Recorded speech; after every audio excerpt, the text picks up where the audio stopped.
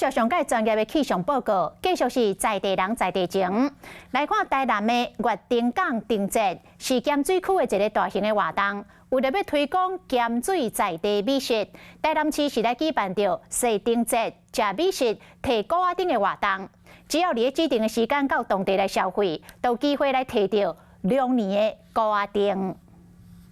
一年一摆的月丁港丁节特别高，为了推广咸水的在地美食，台南市市长处和咸水美食城共同举办食丁节食美食逛古仔丁的活动，配合2年嘛推出限量造型的古仔丁，要送予前往消费民众。预计是在1月27、2月3号，还有2月18，我们会在我们的美食城有我们限量的灯笼的发放。咸水美食城会开始以来，每一年拢会配合丁节活动，内底搭不拢是有名的美食，不管是薏米碗粿，或者是猪头饭，拢是在地流传落来特色料理。咱咸水除了碗粿、薏米吼这个传统的，这个个猪头饭吼，这3项吼。今年活动时间已经有3港的发歌厅，若是伫咧指定的时间来到美食城消费，拢有机会会当得到限量的歌厅。